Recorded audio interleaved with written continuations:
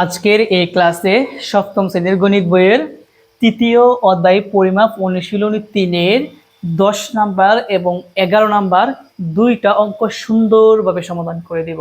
তো দেখো, এর আগে কিন্তু আমরা বাকি অঙ্কগুলো সমাধান করছি। তোমরা যদি প্লেলিস্টগুলো চেক করো পাবা, অথবা এই ভিডিওর ডেসক্রিপশন বক্সে কিন্তু লিংক দেওয়া থাকবে। 10 নাম্বারটা হচ্ছে একটি সামান্তরিক ক্ষেত্রের ভূমি 40 মিটার ও উচ্চতা 50 মিটার এর ক্ষেত্রফল নির্ণয় করো। কার ক্ষেত্রফল নির্ণয় করতে হবে? সামান্তরিকের ক্ষেত্রফল নির্ণয় করতে হবে। তো তুমি যদি সামান্তরিকের ক্ষেত্রফল যদি নির্ণয় করতে চাও, তাহলে অবশ্যই তোমাকে সামান্তরিক ক্ষেত্রের ক্ষেত্রফলের সূত্রটা তোমাকে জানতে হবে। আর এটা সূত্র হচ্ছে ভূমি গুণ উচ্চতা। ভূমিও দেওয়া আছে, উচ্চতাও দেওয়া আছে। তো আসো আমরা সমাধান করি। ইজি একটা অঙ্ক।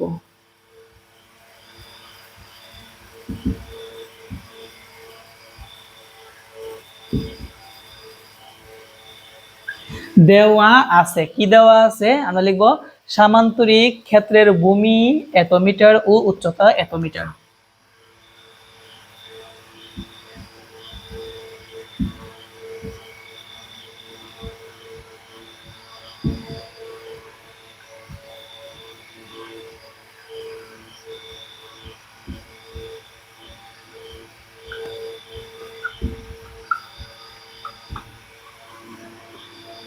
এবং সামান্তরিক ক্ষেত্রের উচ্চতা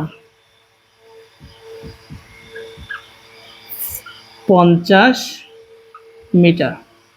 অতএব যেহেতু আমাকে কি বের করতে হবে? ক্ষেত্রফল।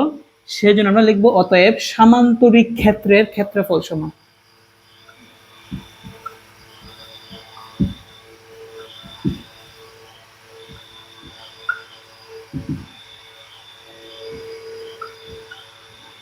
সামান্তরিক ক্ষেত্রের ক্ষেত্রফলের সূত্র কিন্তু আমি একটু আগে বলছি যে ভূমি গুণ উচ্চতা।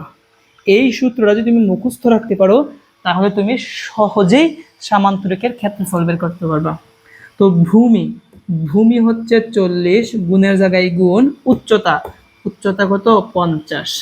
আর যেহেতু ক্ষেত্রফল, আমি সবসময় একটা কথা বলে আসছি যে ক্ষেত্রফল মানে বর্গ একক। তো দিলাম বর্গ, আর এককের পরিবর্তে মিটার থাকলে মিটার, সেন্টিমিটার থাকলে সেন্টিমিটার, যেটা থাকবে সেটা লিখবা। এখন এটা মুখে মুখে গুণ করা যায়, শূন্য বাদে গুণ করো। 4-এর সাথে 5 গুণ করো, 4 5 কত হবে? 20 হবে। শূন্য দুইটা বাদ দিছো, দুইটা বসায় দাও, বর্গ মিটার। এটাই হচ্ছে কি আমাদের উত্তর। দেখছো কত ইজি একটা অঙ্ক। আমি আবার বলি, আয়তকার ক্ষেত্রের ভূমি দেওয়া আছে এবং উচ্চতা দেওয়া আছে। আমাকে বের করতে হবে ক্ষেত্রফল। ক্ষেত্রফলের সূত্রটা হচ্ছে ভূমি গুণ উচ্চতা। ভূমি 40 গুণ উচ্চতা হচ্ছে 50। এই দুইটাকে গুণ করলে আমরা কত পাবো? 2000 বর্গমিটার পাবো। এটি হচ্ছে কি আমাদের ক্ষেত্রফল। তো আসো এখন আমরা 11 নম্বরটা সমাধান করি।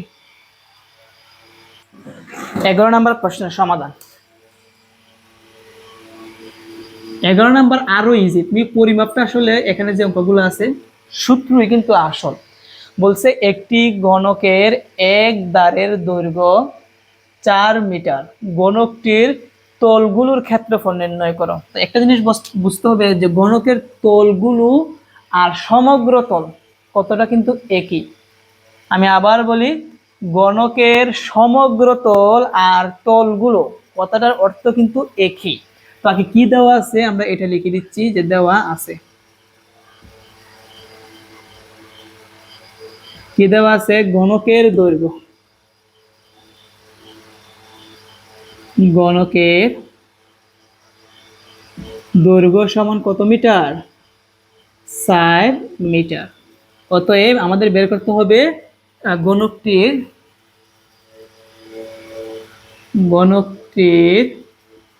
তলগুলো। আমি তলও লিখতে পারি বা আমরা লিখতে পারি গণকটির সমগ্র তল বা তলগুলো, দুইটা কথা একই। তলগুলোর ক্ষেত্রফল। এখন অনেকে আইসা কমেন্ট করতে পারে যে স্যার আমাদের একটা যে করে লিখলে হবে না। অবশ্যই তুমি বা লেখা দরকার নাই, তুমি লিখবা গণকটির সমগ্র তলের ক্ষেত্রফল, অথবা লিখবা গণকটির তলগুলোর ক্ষেত্রফল। একটা লিখলে হবে। আমি দুইটা লিখে দিছি। তো মনে রাখবা গণকের সমগ্র তল অথবা তলগুলোর ক্ষেত্রফলের সূত্র হচ্ছে কি, আমাদের ক্ষেত্রফলের সূত্রটা হচ্ছে 6 গুণ দৈর্ঘ্য স্কয়ার। কি বলছি? 6 গুণ দৈর্ঘ্য স্কয়ার, এটা হচ্ছে কি আমাদের সূত্র। তবে তুমি যখন ক্লাস 9 অথবা 10-এ উঠবা তখন কিন্তু এই সূত্রটা কিন্তু এভাবে হবে, যেমন 6 দৈর্ঘ্যকে আমরা এ ধরি আর উপরে স্কয়ার, তাহলে কি হবে 6 স্কয়ার, এইরকম ভাবে পাবা তুমি। এই সময় তুমি বলবা আরে আমি তো শিখছি 6 গুণ দৈর্ঘ্য স্কয়ার, তাহলে এভাবে কেন? একই কথা, মানে 6 মধ্যখানে গুণ আছে, দৈর্ঘ্য মানে এ, উপরে হচ্ছে স্কয়ার, 6 স্কয়ার, এটাই কিন্তু আমাদের কি গণকের ক্ষেত্রফলের সূত্র। এখন মান বসাই। 6 এর জায়গায় 6 গুণ দৈর্ঘ্য, দৈর্ঘ্য হচ্ছে 4, উপরেরটা কি হবে স্কয়ার হবে। তুমি চাইলে ব্রেকেট দিয়ে দিতে পারো, না দিলেও সমস্যা নেই। আচ্ছা ব্রেকেট দিয়ে দিই, 4 স্কয়ার। ক্ষেত্রফল মানে বর্গ একক, তো লিখবো বর্গ একক, মানে এগুলা কিসে আছে? মিটারে আছে, তাহলে লিখবো মিটার।